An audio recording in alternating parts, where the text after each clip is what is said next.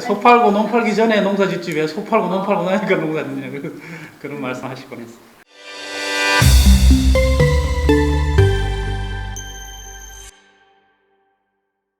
저희 농부님들 아까 그리고 저희 신동성 농부님은 현재 66세로 81년부터 농사를 지었다 하셨고요.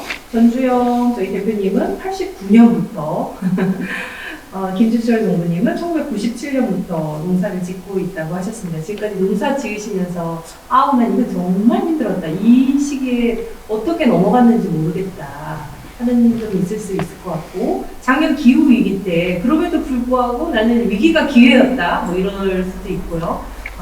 오랜 기간 농사 지으시면서 그런 에피소드 있으시면 이야기 좀 들어볼까요? 네. 제가 제일 농사 많이 지었기 제가 먼저 해드립니다. 네.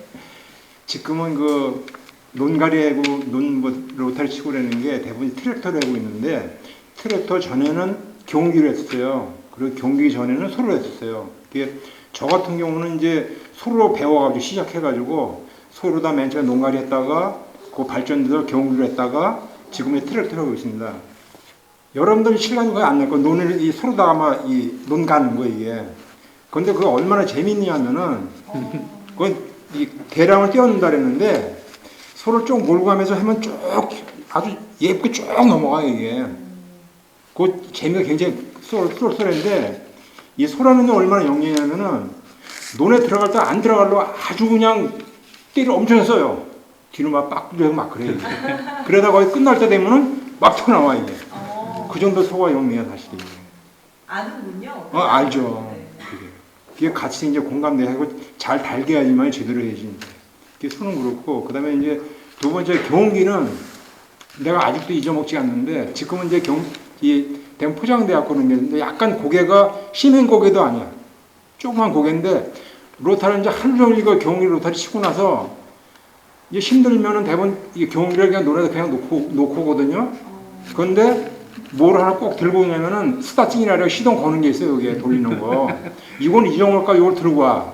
들고 오는데 힘이 들어가지고 그것도 힘이 들어가지고 고개가 굉장히 낮은 고개인데도 이걸 그냥 거의 겨워서 그 너무 기억이 나 이게. 너무 힘들었어요. 너무 힘들어가지고. 이제 그 단계 지나가고 이제 트랙터인데 트랙터는 이게 소음이 굉장히 심해요. 소음이 심해도 불구하고 피곤하니까 이게 이제 경기 경내 많이 돼가지고 길잖아요 논이. 옛날엔 짧은 게 많았는데 지금은 이제 굉장히 길어요. 그러다 보니 좋은 거야 이게. 진짜 상당히 위험한 건데 이게. 날씨는 따뜻하지 이제 햇빛 나고 날씨 따뜻하지 이제 그러다 보니 조로하고 삐끗해가지고 사고 날 뻔도 있고 이제. 운전하시다. 예, 운전에다가. 진짜 조심해야 되는데 우리 논 같은 경우 보통 900평이 제일 크고 뭐 1,400평 정도 있는데 거의 3,000평 되고 그런 데도 있어요. 그분들 같은 경우 내가 보면 굉장히 조심해야 될 것 같더라고. 내가 경험을 하면은. 근데 소음이 큰데도 일발로 그냥 앞으로 가다 졸을 수 있다. 예, 그러니까 졸려가지고. 예. 그래서 굉장히 좀 조심을 해줘야 되겠다. 여러분들 혹시 농사 지으신 분들도. 지금 그 얼굴 뵈니까 어디 크게 사고 나신 적은 없는 것 같아서 다행입니다. 저는 어머님이 이제 늘 그런 이야기를 하세요. 되게 어릴 때 제가 뺀질거렸나 봐요. 그 맨날 일 시키려 그러면 뭐 공부하는 척하고 또 이제 친구들하고 놀다가 이제 일 시킬 때쯤 되면은 더 집에 안 들어가고 밥때가 됐는데도 그렇게 많이 뺀질거렸나 봐요. 그래서 제가 이제 농사를 짓는다고 어머니께 말씀을 드렸더니 대학교 다닐 때 야, 이 녀석아 소 팔고 논 팔아서 교육시켜놨더니 농사지를 모르냐 이제 그런 말씀을 하신 적이 있어요. 그래서 여기 처음에 들어올 때 기농할 때 저는 처음에 시작할 때가 제일 힘들었던 것 같아요. 뭐 아무것도 없는 제가 고향이 경남 사천이거든요. 그래서 여주에 뭐 아무것도 없는 상태에서 왔는데 그나마 이제 주위에 동네 형님 분들이 늘 같이 이제 농사를 같이 하고 저도 거행 농사 같이 짓고 하면서 이제 많이 도움이 됐던 것 같아요. 그래서 막 기농하시는 분들도 함께 고민을 털어놓을 수 있는 주변에 사람 한 사람 있는 거죠. 멘토를 가지는 게 되게 중요하다라는 생각이 들고, 그래서 그것 때문에 이제 힘든 과정들을 그냥 견뎌낼 수 있었던 것 같아요. 재미난 거는, 어느 제가 딸기 농사를 첫 해인가 이태인가 지을 때인데, 이제 저녁 때 갈 때 겨울 작물이니까 수막을 이렇게 물을 틀어줘야 되거든요. 그러면 이제 바깥 온도를 찬 기운을 차단해주면서 내부 온도가 영상으로 유지가 되는 그런 시스템이거든요, 하우스가. 근데 어느 날 아침에 오는데 전날 물을 틀지 않고 영하 17도인데 전날 물을 틀지 않고 간 거예요. 근데 딸기가 푹 주저앉아 있는 게 얼어가지고. 그래서 이제 끝난 거 아니에요. 근데 이제 해가 살게 아침에 9시 정도 됐는데 해가 뜰 무렵이었는데 이게 어느 동을 보니까 점점 이렇게 얘가 올라오고 있어요. 이렇게 석 살아나고 있어요. 그래서 딸기가 그 해에 되게 잘 됐어요. 그러니까 실수가 오히려 더 맛있는데. 더 나은 결과를 난 경우인데 어떤 그런 어려움들을 어쨌든 주위에 그 함께하는 사람들이 있었기 때문에 견뎌낼 수 있다는 생각이 들고 그런 생각이 납니다. 저희 전주영 공부님. 뭐 개인적으로는 사실 많죠. 저는 이제 89년도에 실제로 이제 거의 한 88년도 겨울에 내려와서 제가 이제 농사를 짓는데 처음에가 제일 재밌었던 것 같아요. 처음에 농사 짓고 이럴 때가. 왜냐하면 그때는 젊은 사람들 꽤 있었어요.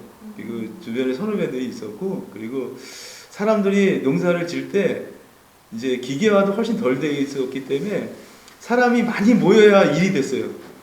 그러니까 뭐 벼베기도 낫으로 벼서 단거리를 해서 이렇게 갖다 놔야 되고, 그리고 그걸 또 마서 자동 탈곡기를 떨어야 되기 때문에 뭐 탈곡만 하려고 뭐 지게 날르는 사람, 뭐 볏짚 묶는 사람, 매기는 사람 다 해가지고 한 11명, 12명 이상 있어야지 일이 되거든요, 무조건.